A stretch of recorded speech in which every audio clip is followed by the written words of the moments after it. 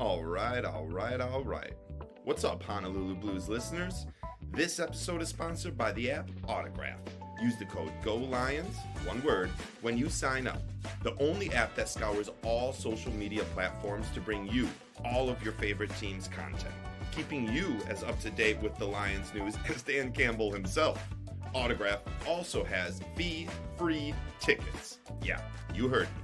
Stop buying $100 tickets with $300 worth of fees added on top. It's time we start to normalize not paying for fees on our tickets. Go to the app Autograph to get your fee-free ticket. Autograph's co-founder, Tom Brady, is also giving away a signed TB12 football. To get entries to win it, just go to Autograph and play in their Survivor Pool Weekly Challenge.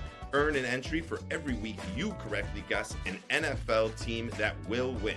If you lose one week, no biggie. Just come back next week and try again. Earn up to 18 entries, and maybe you will have a Tom Brady signed football at your house. Just download the app Autograph and use the code GOLIONS.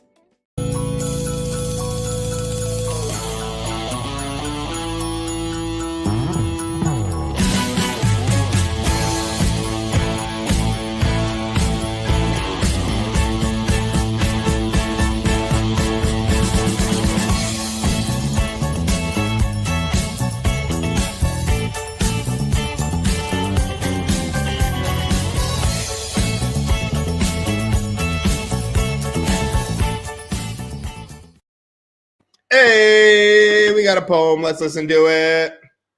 Merry Christmas.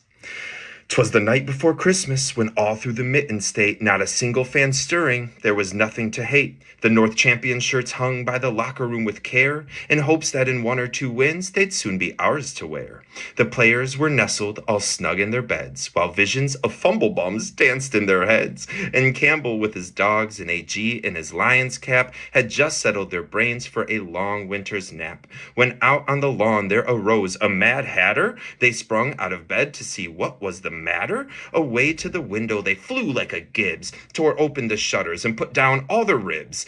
When what to their wondering eyes should break through but a miniature man who knew just what to do. He had plays for Skipper, Decker, and DC got a grin. They knew in a moment it must be Ben Johnson. More rapid than Waymo his plays they came. He whistled and shouted and called them by name. Now Goff, now Frank, now Tim, now Sam. On Kirby, on DJ, on Jack, and on Branch. To the top of the North, to the top of the NFL. Screw any injuries, there's no time to dwell. These players, like leaves before the hurricane, fly. When they meet with an obstacle, mount to the sky. So down the field, the players, they flew with the crowd full of joy, even Eminem too. And then in the end zone, I heard the crowd chant forward down the field, so it must have been a slant. As I put my beer down and was turning around, down the field came St. Brown, a new Sally inbound. The Lions were dressed all in their blue. The rest of the league knew there was nothing to do. Some people say the Lions looked like a blueberry. I would say they looked like a team destined for February. Injuries be damned, no one is crying. Let's all have a Merry Christmas, and as always, go Lions! Go Lions! Hey, that was our annual yearly poem. It was fun writing that. I had a blast, and I have a blast doing this show. Merry late Christmas to everyone. We're still in the Christmas spirit over here. The holidays are not ending, not quite yet. As always, we have Adam Stark, Julius Porter. I'm Nick Faber. We're the Honolulu Blues, presented by Autograph and Peak. Adam, talk to me about your holidays, my brother. How were they? Boys, I'm just going to get right to it. I had a Christmas miracle involving one of the biggest mistakes of my life that ended up not being a mistake because it was a Christmas miracle. So fantasy football in the semifinals, I have a decision to make. Do I go with Patrick Taylor, the 4th string running back for the 49ers, or do I start my boy Waymo, who also I named my team after? Team name Waymo Season, big fan of his. And I don't know what got into me. I don't know if it was the double glove golf. I don't know if it was the cold weather or what, but I benched J-Mo. I did it.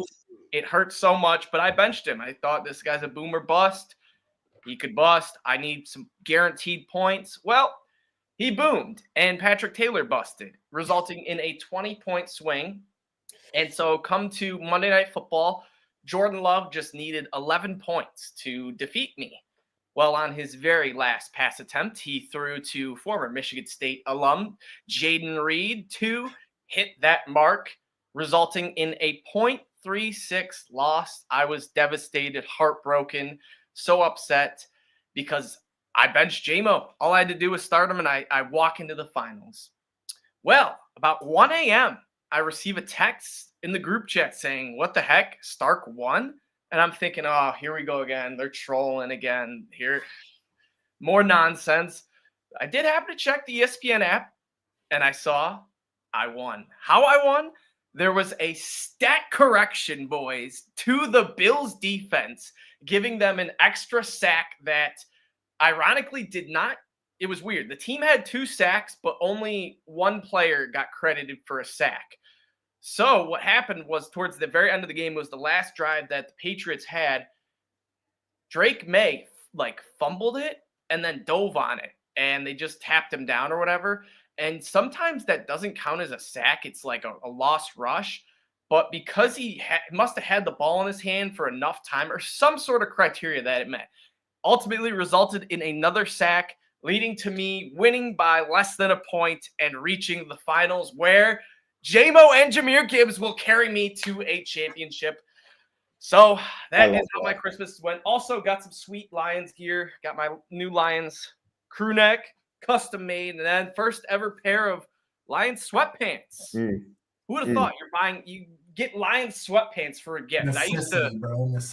Necessity, dude. And anything Lions this year is full on the greatest gift. We all saw the Jared Goff. Dude gets a standout or a cutout of Jared Goff, and they're all flipping out. Anything Lions this year was phenomenal. Adam, I love to hear that. Stat corrections are crazy. Anyone who bet on that game, I hope they withdrew that money quick before any of the sport books could take it back. Cade Cunningham yesterday had an assist taken back at 2:30 in the morning. So if you had bet on Cade to get 5 assists, you had hit. And then all of a sudden you woke up and lost all that money because he only had 4. So I hope you withdrew it. Some crazy stuff when it comes to stat corrections. Julius, Germany holidays, dude. This is your second Christmas out in Germany. How was it? That's correct, my friend. Real quick, Adam. Did you bench J-Mo because of the Chicago weather? You thought it was just going to be a bad passing day for the Lions? Yeah, that I thought it was going to be we're going to lean on Jahmyr Gibbs. It's going to be a grounded pound. That's where you went wrong, my friend, and that's where so many go wrong because this Lions offense is immune, bro. They are immune. I've been saying it all season, dog. They are immune. Don't even think about that when it comes to weather. But anyhow, my holidays out here in Germany. Another year in Germany. You know what? It would have helped if the Lions actually played on Christmas because I think it would have been huge. Matter of fact, I think it would have became it could become a Lions tradition. The Lions could steal it away, just like Thanksgiving. Because from my memory, the first greatest memory we all have of the Lions is when Monroe caught that Christmas Day or Christmas Eve touchdown to win the game over the Vikings for their first win of the Dan Campbell era. So it could be a tradition, Detroit. But anyhow, my Christmas here in Germany, they celebrate a little different. Christmas markets and all that are huge. It's very fairy tale-like. Didn't see a lot of snow. It's been a kind of a mild winter, so it wasn't too white. It was a lot of gray, but it was great with the family, the kids. It's a kid holiday. In Germany, they celebrate a little different. They actually do it where they open gifts on Christmas Eve.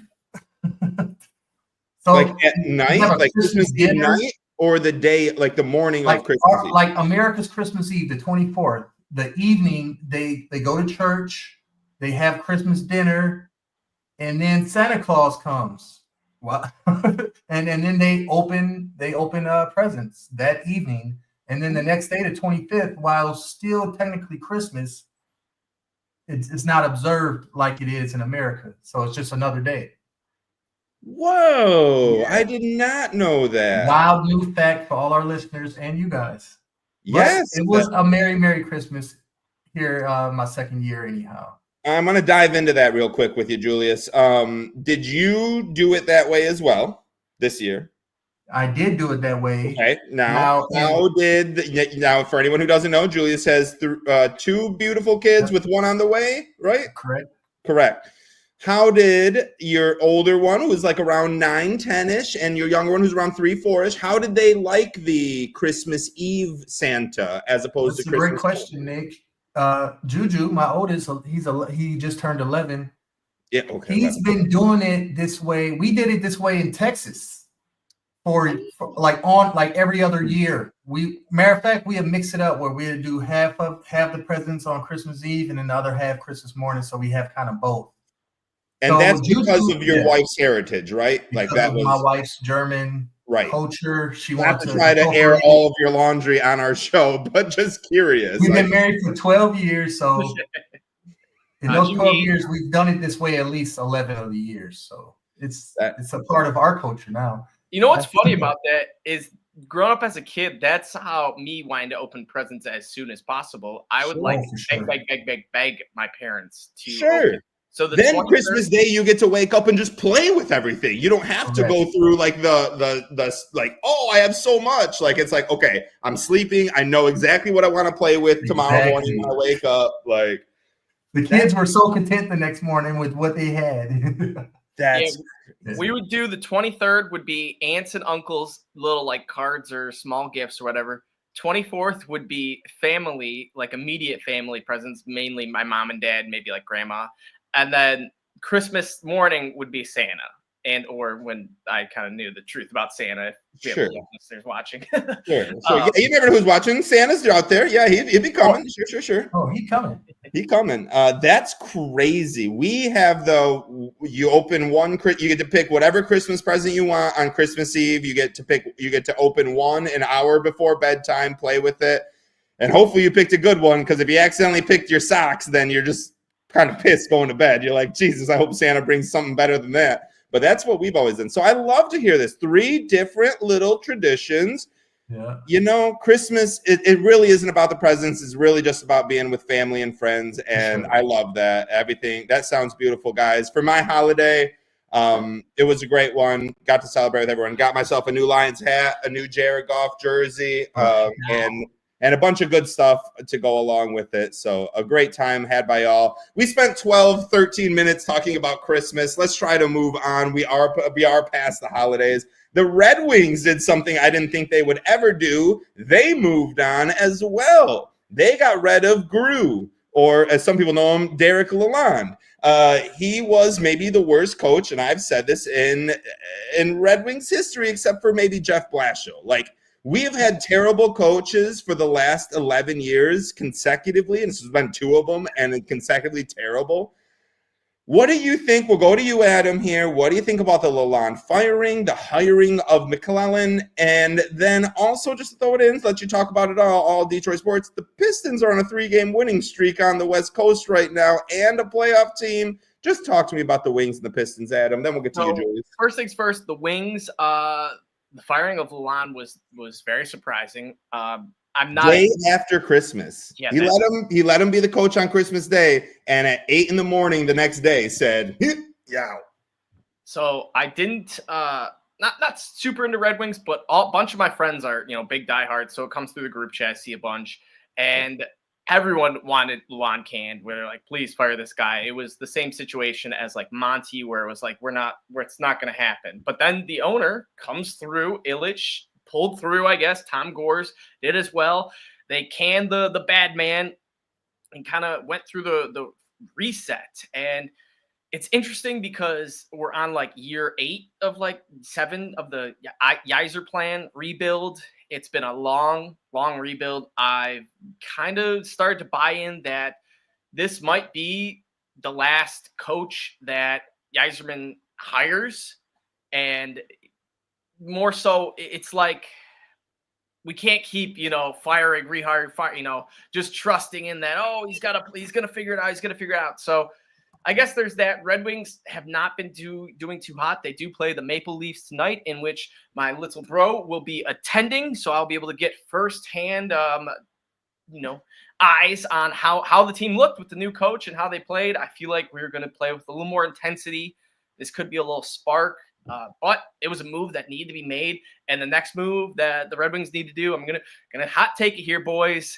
Sergei Fedorov, bring him back to Detroit. I know there's some tough, the ties aren't quite there, but we've seen a few little seeds being planted where there's been talks of maybe we put his jersey in the Raptors. We heard Chris Chelios saying he can't believe that he was saying maybe it was the jersey in the Raptors or something like that. But mainly, if we could get Sergei back, that would be huge.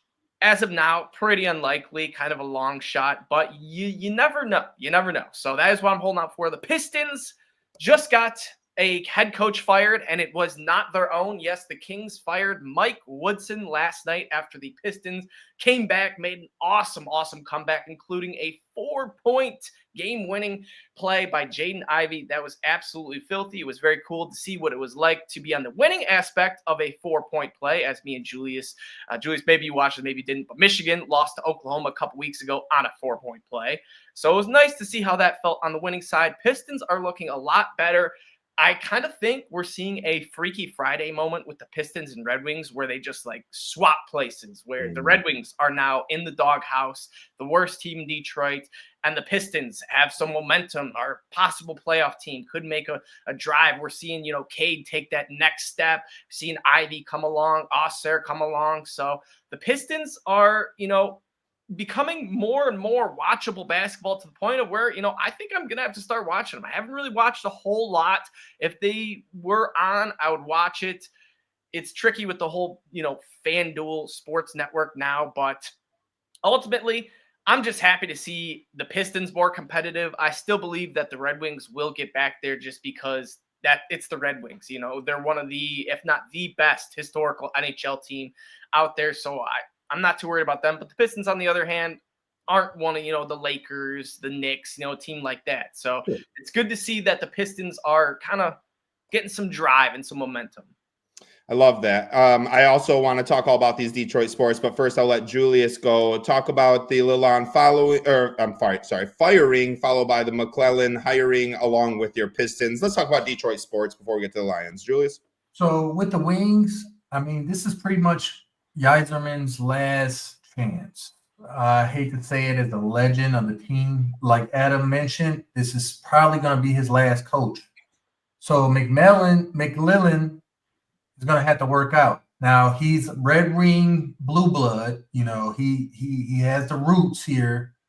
So this is it. Like, I expect this to work because Yzerman is a smart guy and he loves the Wings, and I love the Wings. That's pretty much all I got to say about the Wings, because I only truly follow them when they're decently okay, which they haven't been this year. They've been below average. On to the Stones, my boys. I just want to say Cade is a superstar. Cade Cunningham, I always knew it. We always knew it. That he just had a horrible team around him. You had shooters around him, Malik Beasley, Tobias Harris, good passers, smart players. It started to come together a lot more. Their core puts together a lot of points. Their bench still has a lot to be desired, but that should be coming along. Hopefully Thompson turns it up. Maybe Ron Holland is a gem. The Pistons, I'm just glad, they're like ninth right now. They would be in the play-in right now if the season ended. I'm just happy they're there and they're not historically losing 27 games in a row. Dude, that was so brutal last year. I want to talk a little about this. Everyone knows, at least here, that I do nothing but watch Detroit sports. I would watch Red Wings versus Columbus Blue Jackets game over a Chiefs versus Ravens game any day of the week. I really would. I would watch any Detroit sports game over any national team. It doesn't matter. The Red Wings, firing Lalonde was needed. It's huge. I think what's going to happen with this team is we are going to see, very similarly, we are going to like teams that fire coaches, we're going to see a big adjustment in the early stages, the honeymoon phase with our new coach. where we're going to play a lot harder, a lot faster, a lot quicker, and we'll get some wins. Do I think this is the Red Wings' year to make the playoffs? I did at the beginning. I do not right now. I also, though, do not think that Yzerman is anywhere near the hot seat. I think that dude, we're on year 7. I think he still has 13 years to go before we even start talking about the hot seat. I think in hockey, it is a lot longer of a rebuild than any other sport, literally any sport. And that includes basketball, baseball. I get it. You're in the minors for 5-6 years. I think hockey, it takes even longer. We still haven't really seen any of the Yzerman picks start to be the full foundation of our team. We see the Lucas Raymond and the Mo Sider. Those are great picks by him. We see Edvinson coming up on defense. That's a great pick by him. We have a ton of kids. We just had the Grand Rapids Griffin announcer announcing the Red Wings game a couple days ago, and he talked about a lot of the young kids that we have just waiting, along with rookie goalie who got his first career opportunity and got a win out of it coming in after letting up 3 goals, Sebastian Cossa. I think the Red Wings are fine, boys. I don't think this year's the year. I don't think you can have a 40-year-old Patrick Kane on your team and be that good of a team. Yzerman said it himself. We are not a Stanley Cup team. Hopefully we can make the wild card. It is what it is. The Pistons are fucking stones. I fucking love this team. Ron Holland, Jaden Ivey, and fucking Cade Cunningham. That's your foundation. Sorry, Asor Thompson. You did not make that cut, bro. You fucking suck right now. Give me Holland. Give me Ivy. Give me Cade. They'll win any game. Give me Michael Threesley. The dude's putting up threes from fucking half court, 8 of them a game, dude. What a signing.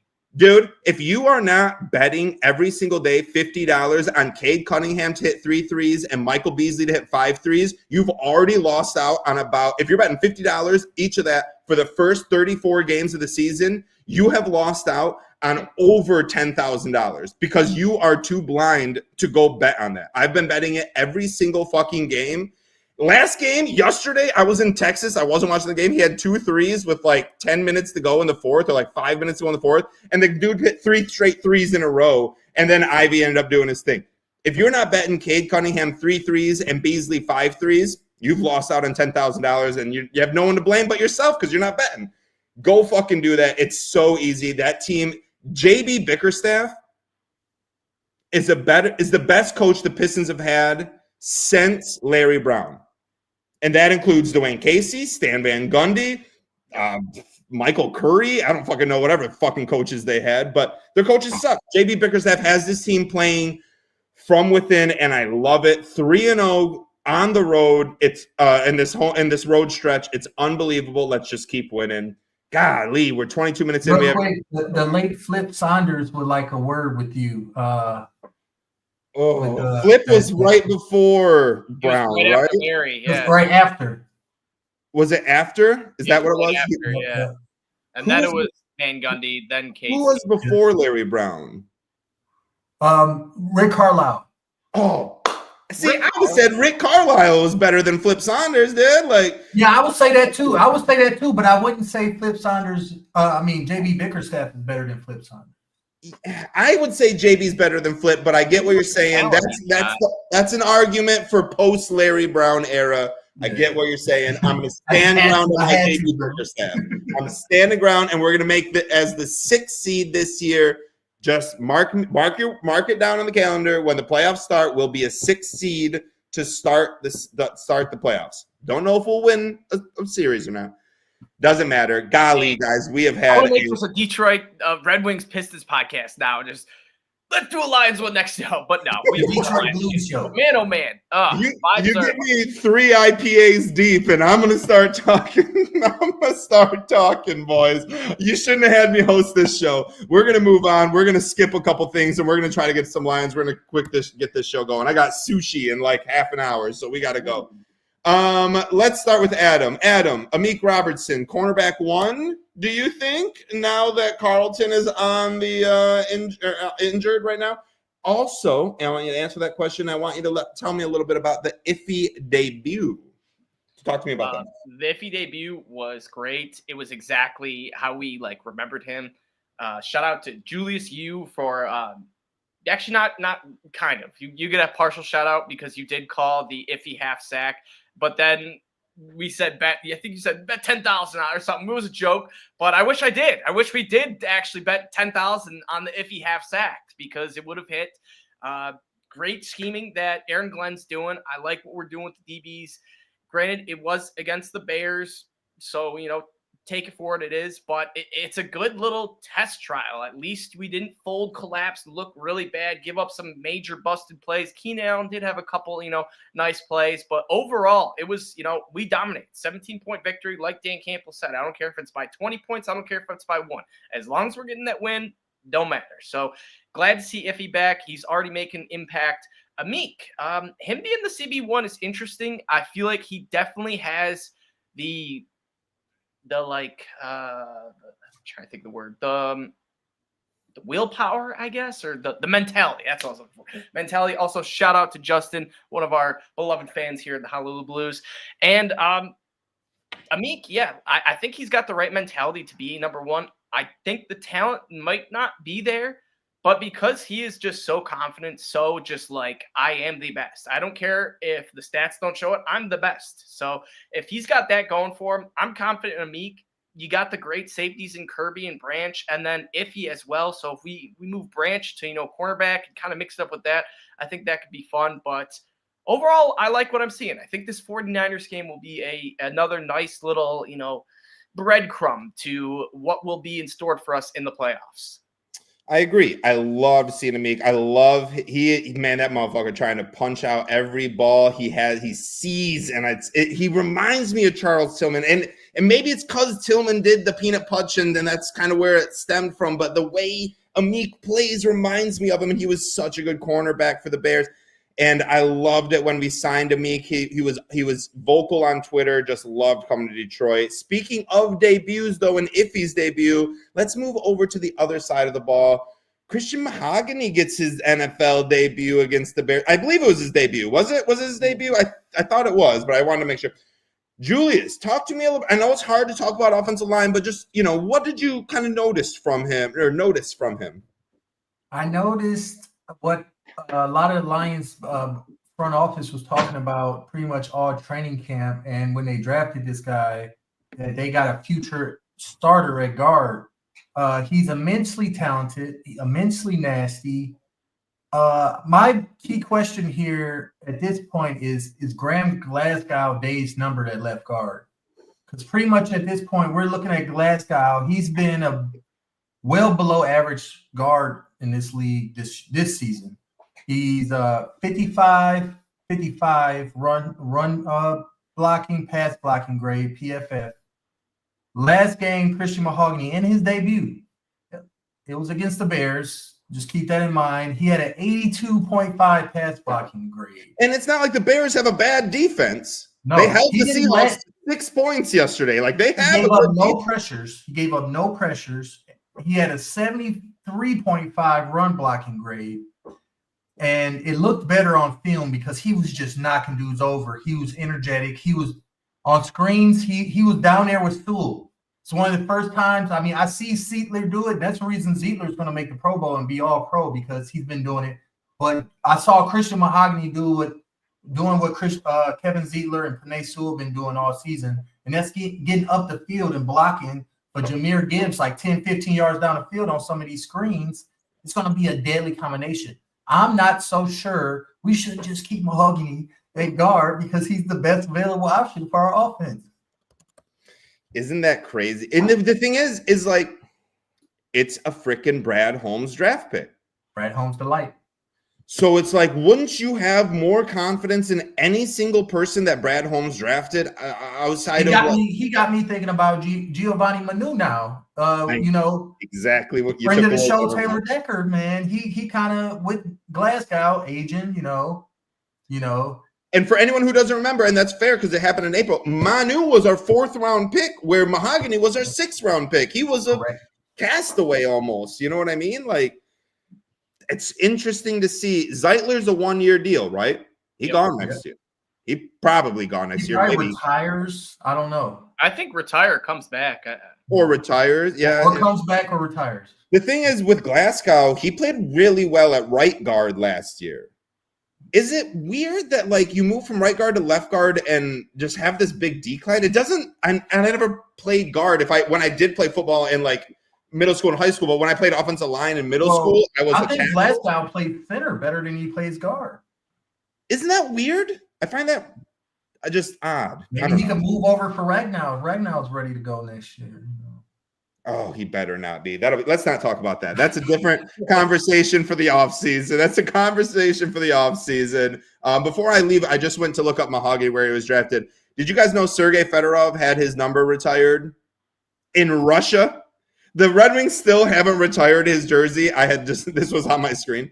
The Red Wings still haven't retired his jersey, but number 18 in Russia is retired for Fedorov. Dude, that's fucked up. Like the Red Wings have to do something about that. Anyways, we'll keep talking about the Bears. Ben Johnson. I put out a tweet today that just asked the fans, what do you think the percentage is that Ben Johnson is coaching the Bears next year? And a resounding 90%, last time I looked, was no. 10% said yes. But Ben Johnson came out and said he's quite intrigued by the Chicago Bears offense.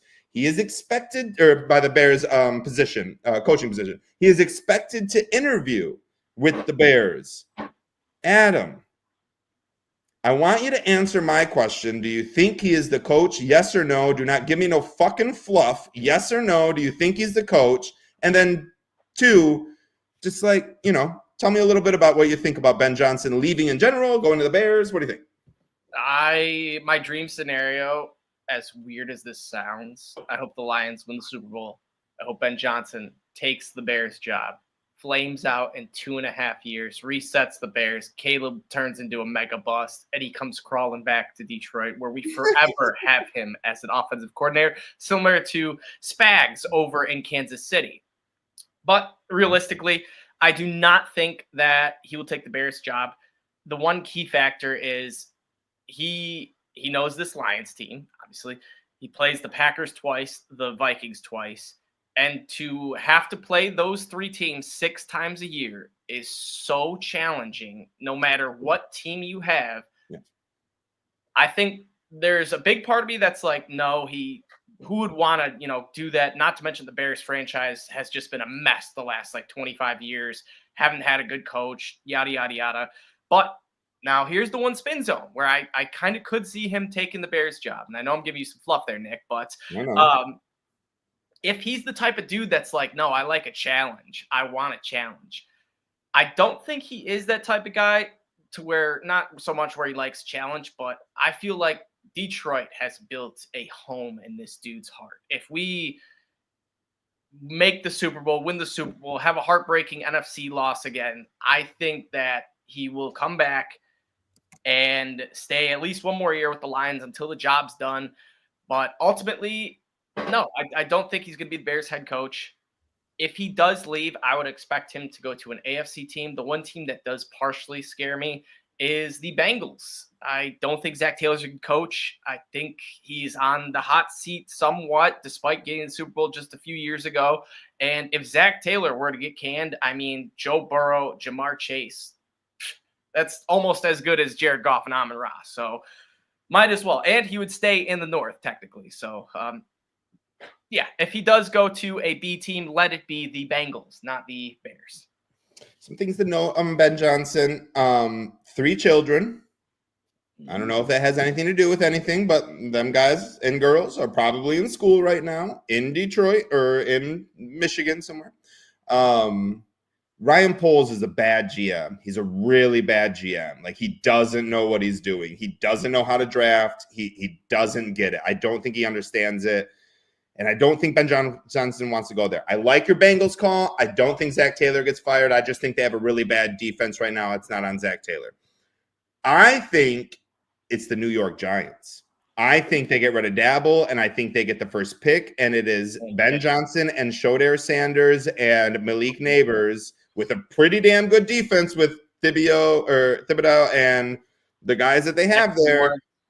I think he's in New York. That's a great market. You can get quite famous. You can get quite a lot of money. New York's going to pay a lot of money because New York's New York, and They got gangs all over. They got anyone who can give them money. They're fine. So that's my theory on that. And Julius, please let us know if you have anyone that you think Ben Johnson's going to go to. But after that, I have another question for you. Teddy Bridgewater came back to Detroit, dude. My dad sent me this, and I was like, that's a fake. That's a fake. Like, you're reading a fake report. I don't know where you got it. And he's like, no, son, I'm pretty sure this is from Bleacher Report. And I was like, then they got fooled by some fake account. And then I looked, and I was like, this is real. Teddy Bridgewater is coming back to the Lions. So, Julius, my question to you, I do want you to just tell me kind of your thoughts on Teddy Bridgewater coming back to Detroit. But why? My question to you is one simple question. One simple word. Why? Brad Holmes really likes Teddy Bridgewater. And the Lions roster really likes Teddy Bridgewater. He is J-Mo's mentor superior. Mm-hmm. Since before J-Mo was on the Lions. Like before Hendon Hooker has zero to no big game experience. So this is Brad Holmes saying, if I want to go on a Super Bowl run, what if golf goes down? I don't want this thought. I don't want this Hooker. I don't want Hooker to be thrown into the fire now. Sometimes we all say, I don't want this Hooker, but it's what you paid for, dude. It's what you paid for. I don't know what to tell you. You get what you paid for, but at this juncture of my life, I don't need this Hooker. No, but seriously, golf, if he would have went down week 5, week 6 for a few weeks, it would have made better environment for him to be thrown into. It's just not the right time. We don't have the division locked up. And it makes sense with Bridgewater. Now, back to Ben Johnson real quick. Great point with Poles. He's horrible. I think the Bears should fire him right now. So that makes sense. I hope they keep him for the next 15 years, dude. It's true, man. But they were talking him up so heavy. Oh, man. If we can get some Bears fans on this podcast, we got some receipts. But yeah, where's one when you need them? It's scary to think of Ben Johnson in New York. That's all I'm gonna say. With Shadir Sanders, even though I don't know, because I heard that's Deion Sanders' job to lose if they do get the number 1 pick, because that's gonna be a package deal. Oh, you're right. I did hear about that. So where else does Ben Johnson have to go? Does he want to go to Jacksonville? I doubt it. Does he want to go to Tennessee? I doubt it. Jets, mate? No. That would suck. I would hate to be the Jets coach. I wouldn't mind being the Giants coach. You know what I mean? Like, weird. Stay in Detroit, baby. Stay in Detroit. Hey, come back to Detroit. Your kids are in fucking school here. And I feel like he is like he's already said this before. He's waiting for the perfect situation. And if there's 1 or 2 little things he doesn't like, he's just going to X him out right away. So I think even if Ben Johnson takes 3 head coaching job interviews, for me to get worried is when at least I'll need to see at least 2 interviews from the same football team. And if he gets a 3rd, then I'll be sweating a little bit. But as long as he's only stuck at 1 interview, I'm like, yeah, no biggie. And we'll get back to Ben Johnson and talk a little bit about the Lions in case he does lose later on in the show, so stick around. But we're going to keep moving real quick before I do. Adam, did you want to say anything about Teddy Bridgewater signing? It was so big, I didn't want to just leave you out. Did you have anything to say about the Bridgewater signing? No, Julius, you kind of hit it right on the nail. He's a great mentor for J-Mo, a huge chemistry guy, huge team leader type guy, total vibes guy. He's hopefully not going to see any play time. But, if there's anything that he could really help out, it's preparing Hendon Hooker how to be a backup, because Hendon Hooker, I believe, has come to terms that he's going to be a backup until his contract runs out with Detroit. And when you're a backup, you need to be ready. You need to be prepared. You need to be ready for the unexpected. And Teddy Bridgewater has been a starter, has been a backup, has been a dude that's come in halftime, gotten spot starts, all sorts of, different situations. So I really feel he can help Hooker prepare for that, because I'm confident if Hooker's on our team for, 2-3 more years, he's likely going to miss 1 to 2 games. I know Goff has been quite an Iron Man and been good, but chances are, players typically miss 1 to 2 games out of, 2 seasons, and concussions, little, thumb injuries, where it doesn't mean Hooker has to start the whole season. But if he's starting 2 to 4 games, I want to know that we can count on him to get at least, 50 to 75% of those wins. Interesting. I'm going to give my little 2 cents on Hooker real quick. Adam, you pointed to it. You didn't say it. The Lions organization is the best organization for any single player, any player. I think the only reason we signed Teddy Bridgewater back was to give him an opportunity to have a ring. I truly do. Now, that's not like, there's also the sense of Teddy Bridgewater just did very well coaching this high school team, right? He did very good coaching this high school team. We all saw the 66-0 playoff win by him. It wasn't a championship, whatever, it was a playoff win. And what does Detroit do? What does Dan Campbell do? What does Brad Holmes do? They bring in ex-players to coach. Yes. So Teddy Bridgewater is coming in to finish this year as a quarterback, get a Super Bowl ring as a player, and then will be a Detroit Lions assistant quarterbacks coach, very similar to what JT Barrett is right now behind Mark Brunell. So it's Mark Brunell, JT Barrett. If we see the departures of Ben Johnson and Tanner Edgerton getting up to whatever it is, if he becomes offensive coordinator, Mark Brunell may become passing game coordinator, or JT Barrett, which leaves a position open for a guy like Teddy Bridgewater. So I think that's what we're doing. However, again, I think we want to get him a ring, and I think we're about to sign Megatron and Barry, and we're about to bring everybody back. Lomas Brown. We're about to get Robert Porcher a quick little day contract. We're going to get everybody a ring, dude. Get everybody a ring. But really, I just think Teddy is going to be a coach for the Lions, and this is the best way. I don't think he wanted to come back to the NFL as a coach yet, just in case. So he signed as a player. We're allowed to have an emergency quarterback who doesn't need to be part of the 53-man roster. So we can have him as our emergency quarterback, have Hooker as the backup, and have Goff as our starter. So Bridgewater doesn't even have to take a spot away from a 53-man guy, but can still be on the field, on the sideline, ready to play if needed, or if anything, just talking to JMO and talking to Hooker and talking to ASB, because everyone, the Vikings, I loved Bridgewater as a Viking, as a Bronco, as a Dolphin. Bridgewater's the guy you root for, dude. Teddy, 2 gloves. Come on, a guy who wears 2 gloves in Miami on every game. Who doesn't love that? So I love me some Teddy. We have spent a long time just kind of bullshitting. We are going to not get to all of our shit. We have 18 minutes left. Let's do this kind of rapid fire. Everybody ready? Adam, NFL discusses 2 bye weeks in 18-game season. Do you like that? Why or why not? Love it. I think it's what we need to do. Joe Burrow said it on Pardon My Take a while ago, but it's perfect. 2 byes, 1 early, 1 towards the end of the season, 18 games. The NFL's happy. You still get football on all 18 weeks, but your team's getting an extra bye week, a little extra rest. So I absolutely love that, and more football, the merrier. That's a 20-week season. That seems quite intense. That's the longest I want it. That's intense. It's like trying to have Christmas for 8 months of the year. It's like, dude, come on. We're starting to push it a little bit, but we all love football, so I agree with you, Adam. Julius, Packers versus Vikings. Do you have a team you want to win that game? No. I don't care. Fuck the Vikings. Fuck the Packers. Excuse my language live on there. Damn, that slipped out. I don't care. I hope the Vikings blow the Packers out and we meet them in week for all the roses. All the roses.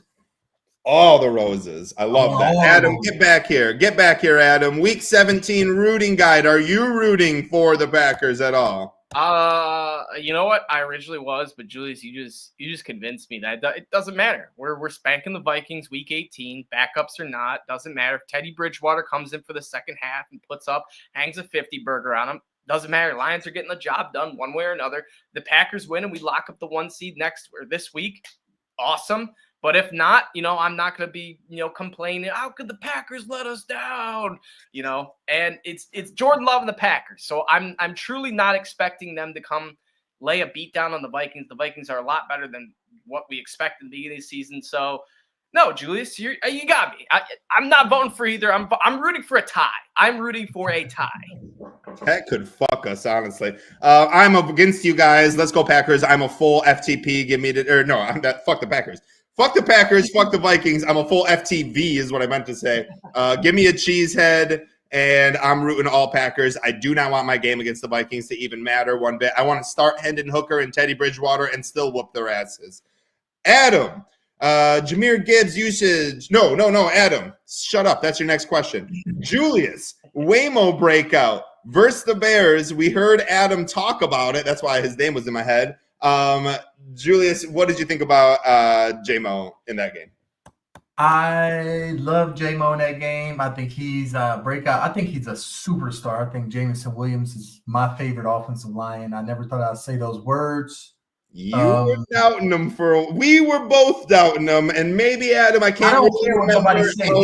That 82-yard bomb was electrifying, bro. It was absolutely electrifying.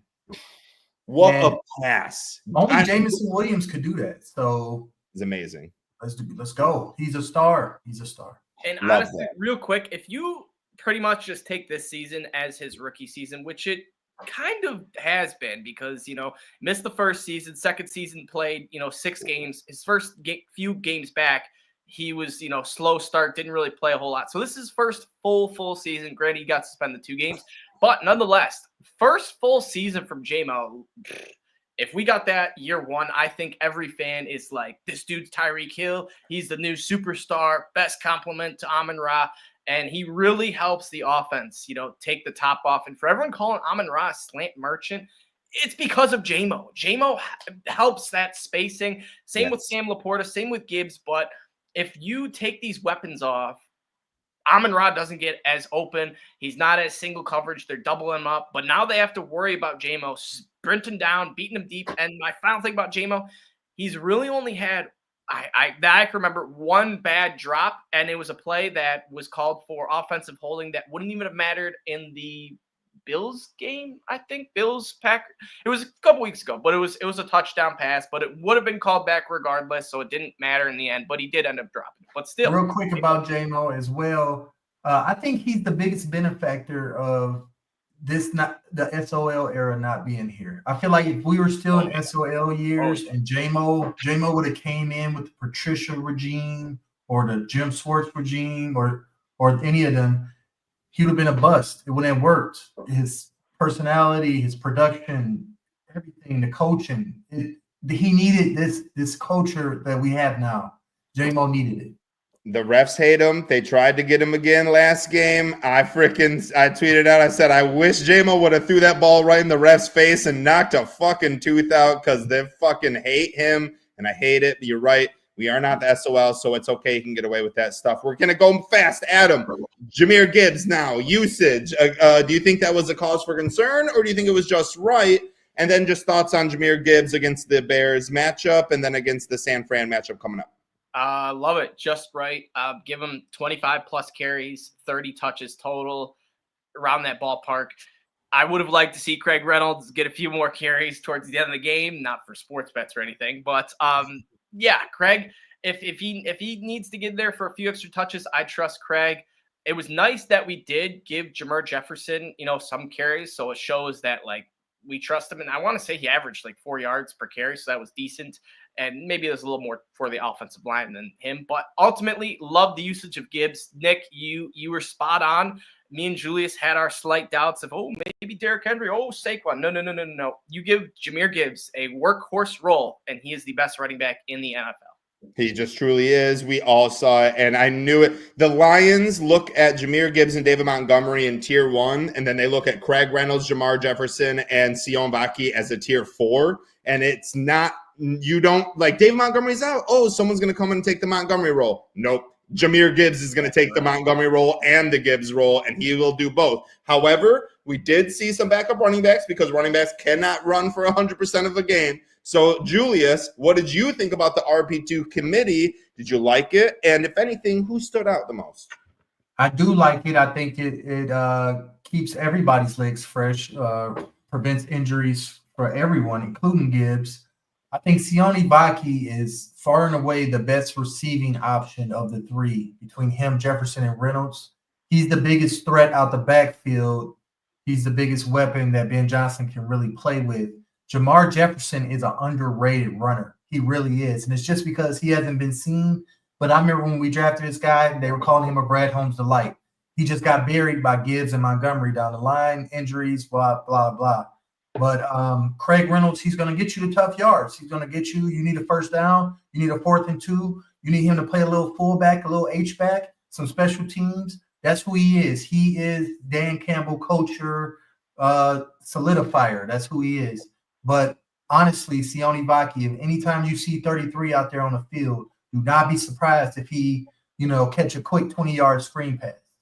Yep, I agree. I think you just nailed all three of them exactly right. I will just reiterate because they're exactly my thoughts. Craig Reynolds is your David Montgomery light. I won't say 2.0 because he's not as good, but he's your light. David Montgomery, he's going to get you them tough yards. Vaki is the best pass catcher. He's crazy good. I think he's my favorite out of the three. And then Jefferson just needs to change his number from 28 because he looks too much like Jahmyr Gibbs, and I cannot tell who is running the ball when both of those are in. I'm like, every time Jefferson touched the ball, I felt a little racist. I was like, dude, I don't know if that's Gibbs or Jefferson.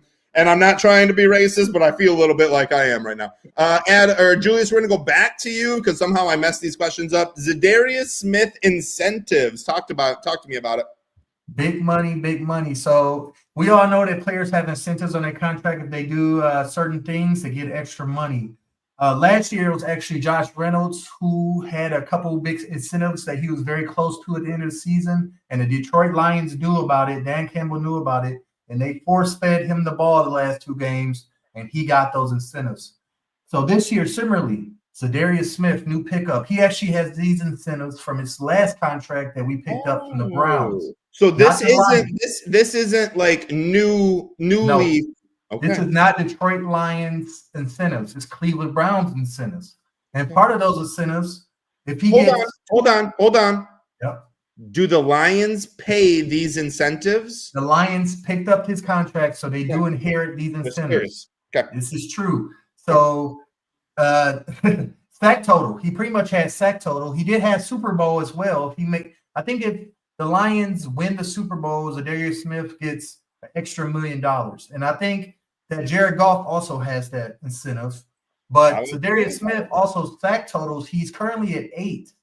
If he gets 10, he gets an extra $250,000. If he gets 12 or more, he gets an extra $500,000. So don't be surprised if Zadarius Smith is playing 99% of the snaps the next 2 games, and they're doing all kind of crazy stunts and mix-ups to try to get him that money.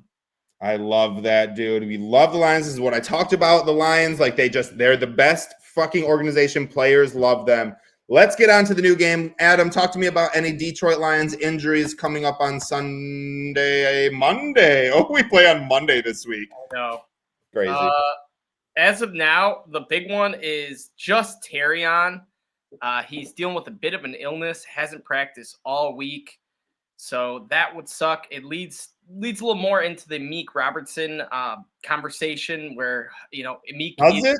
It makes me think Kindle Vildor. Like, a Meek is over there, dude. Like, if Arnold's on, that means we starting a Meek and Kindle Vildor. Oh, well, no, maybe Mosley, right? Maybe Mosley. I don't know. And then, and then Glasgow seems like he is back at practice. Hear a lot of rumblings of, we need to start Mahogany. But the truth is, Glasgow still owns that position. I think he will have to play 2 more really bad games for the Lions to make a change come playoffs. Sure. Hopefully that's not the case. We'd like to see Glasgow return to form. Jalen Reeves-Maben logged a full practice as well. Khalif Raymond, full practice as well. So Khalif might be coming back soon. Then David Montgomery. I love that. Didn't practice all, but I love that we're still listing him on the injury report. Obviously, we have to because he's not on IR. So that gives me a little hope that he is going to play. And that first LP, where you see the limited practice on the injury report, is going to hit like crack. Seeing Hopefully that's like week by week of Or the Hutch wild too. card round. You know what I mean? Hutch, oh my For gosh. Hutch. When you see Hutch Hutch. on LP, yeah. When you see Hutch, dude, we popping some champagne. No. Julius, talk to me about any 49ers injuries. So 49ers, they have now they don't have the IR, 19 players on IR that the Lions do, but they got 14. And they've lost some big names. Ayuk, we all know. Christian McCaffrey, we all know. Well, they can go ahead and add some more names to that list. We have linebacker Dre Greenlaw, who just came back a few weeks ago. Half did him wrong again. He's done for the season. Their whole left side of their offensive line, from Trent Williams to Aaron Brooks to the Feliciano guy at center, all three done for the year. So their offensive line is in tatters. They even got some reserves that's limited practice right now, so it's looking rough. Running back Isaac Gurindo looks like he limited practice, so he might play. Time for Adam's boy Patrick Taylor, baby. Patrick Taylor go off. I have no confidence in the Niners run game going forward these next 2 games. Right. And then also, too, one more real tidbit on the 49ers. Dre Greenlaw being out is huge because they have already suspended Devondre Campbell, a big free agent signing that they went out and got over that whole debacle where he just quit on the team. So he is suspended. He was a starting linebacker for them, was pretty good for the Cardinals and Packers the last couple of years. I don't know how he was doing for the 49ers. Can't assume it was too good, but nonetheless, a starter that will not be playing always helps.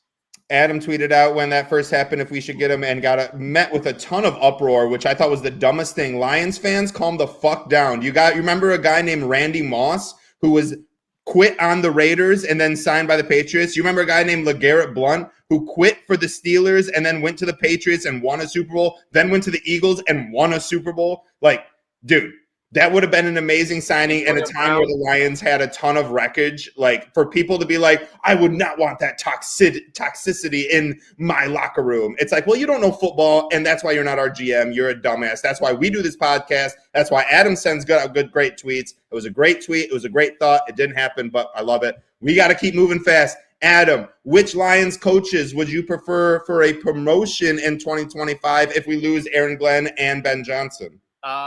Goodness, I'm totally Kelvin Shepard. Just for a blank. Love Kelvin Shepard at DC. That's also my pick. I'm pretty confident that Aaron Glenn's going to be taking this Saints job. Agreed. It's a real easy division. Saints are kind of home for him. It's home. It's all in the writing right now. He also played for the Jets a long time in his career. He could be the Jets if they want to go back-to-back defensive coordinators for their head coach. So if that happens, if Aaron Glenn goes, give me Kelvin Shepard as DC. But I wouldn't mind bringing in Robert Saleh as defensive coordinator. Little Green Bay. You learn a lot from him about Matt LaFleur. You really would. All right, Julius, we're going fast. Niners revenge game narrative is all I wrote down. So talk to me about that. For sure. I'm going to be quick with this. It's easy money for Dan Campbell. If there's any reason, to get Penei Sewell hyped before the game, to get Jared Goff locked in with Amon Ra, to get J-Mo hungry. Yeah, J-Mo is at 900 yards receiving. I bet he hungry for 1,000. I guarantee J-Mo hungry for 1,000. The way they blew that game last year in the NFC Championship, I guarantee there's so much bulletin board material. Revenge game. I love it. Destroy them. Love that. We are moving quick. Adam, who is the number one threat in the AFC and the NFC for the Lions? Number one threat in the AFC, you just got to go with the Chiefs. They just keep winning. I don't care if they haven't scored 30 points and the Lions are scoring 30 points damn near every week. They just keep winning. They find a way. Andy Reid is one of the best. Pat Mahomes is going to be one of the best, if not the best. They're just been there, won it the last 2 years. They have that drive to be the first ever team to win 3 in a row. So they got a spark for them too.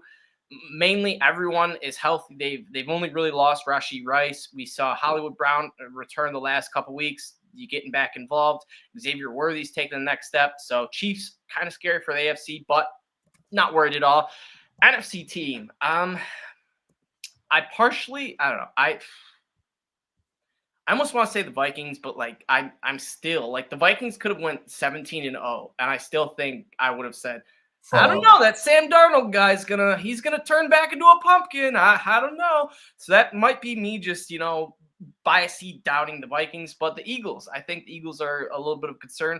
They did, on the other hand, just blow it to the Commanders. Granted, Jalen Hurts went out early with a concussion. So if the Lions play their best game, I don't think anyone can beat them, AFC, NFC. The Lions play like a 80% game, I think the Eagles could probably beat them. If the Lions play like a 60 or below, I feel like the Packers, Vikings come into that play. So Eagles, Chiefs right now are my two.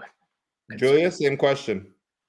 I'm going to go with the Ravens in the AFC, ultimately because I believe that stopping a mobile quarterback is the Lions' greatest weakness, and he's the mobilest of them all.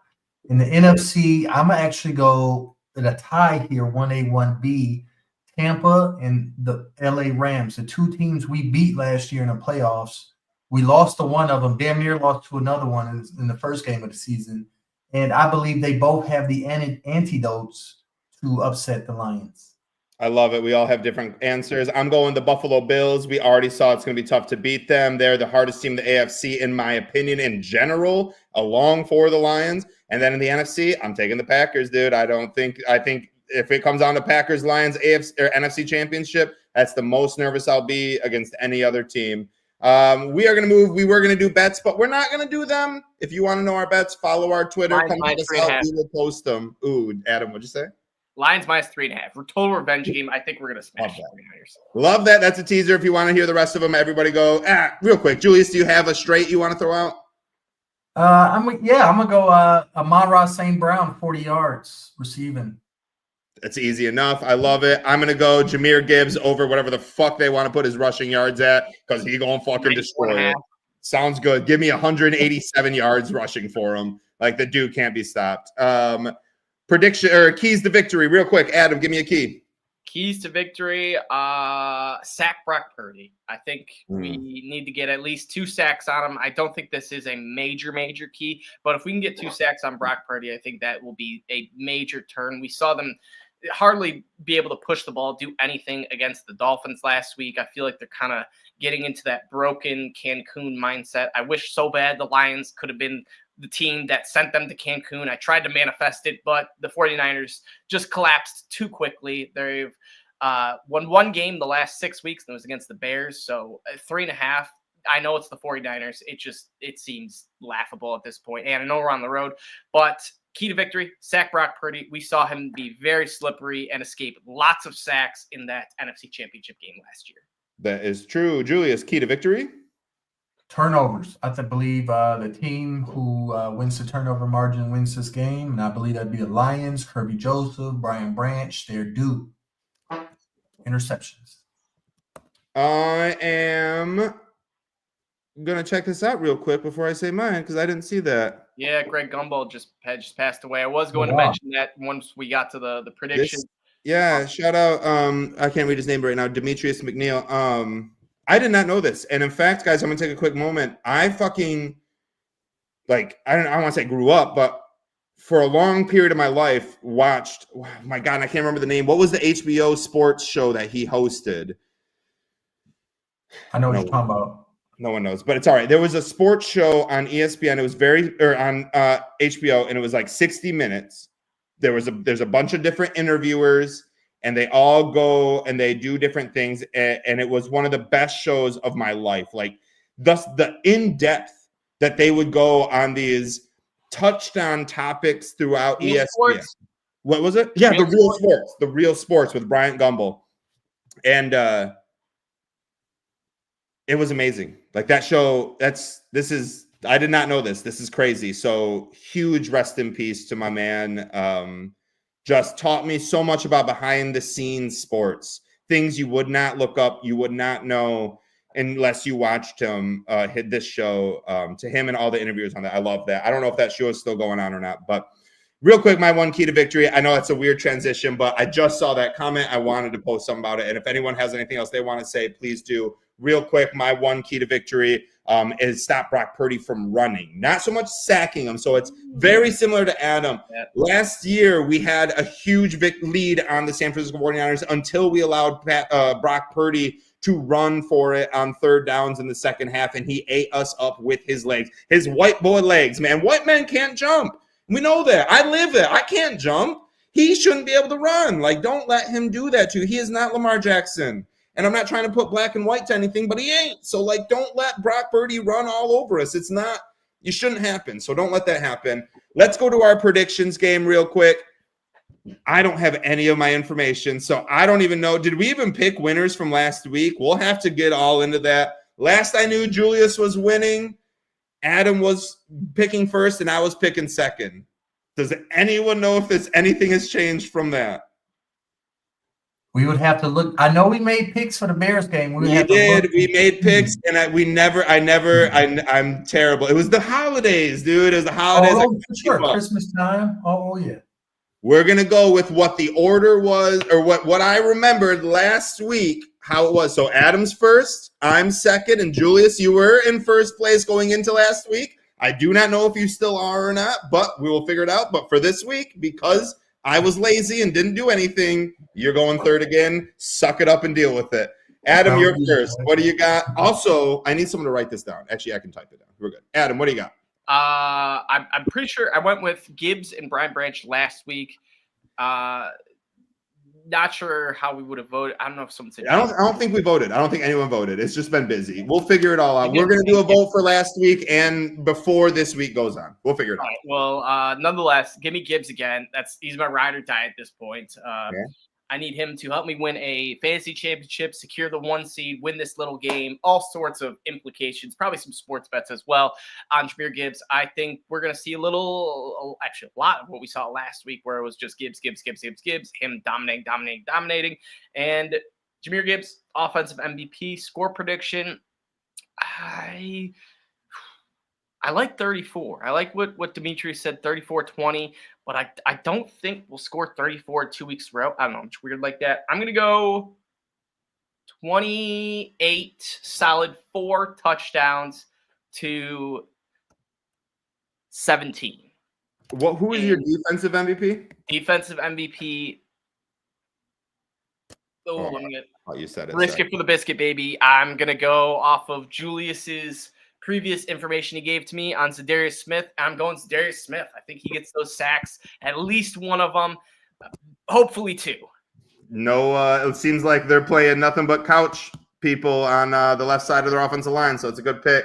I'm going to go next. Hold on, let me make sure I got everything. Jahmyr Gibbs, Zadarius Smith, and 28-17 Lions, you said, right, Adam? Yep. Nick. 28-17. So we said 28-17. Yep, that's what I got. I'm going to go Jared Goff and Brian Branch and 31. You said 17. 31-18 Lions. Julius. So it looks like Justin in the comments, he said last week you had Goff and I had St. Brown. Who won?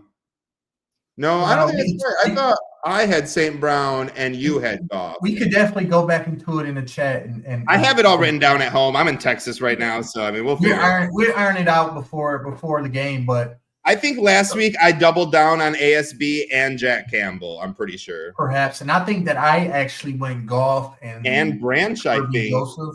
Or maybe you went Kirby. I don't know. We'll figure it out. It doesn't matter. Yeah. What do you think this week? This week I am going offensive MVP. You got Gibbs, Goff. Gibbs and Goff are gone. I'm gonna go J-Mo.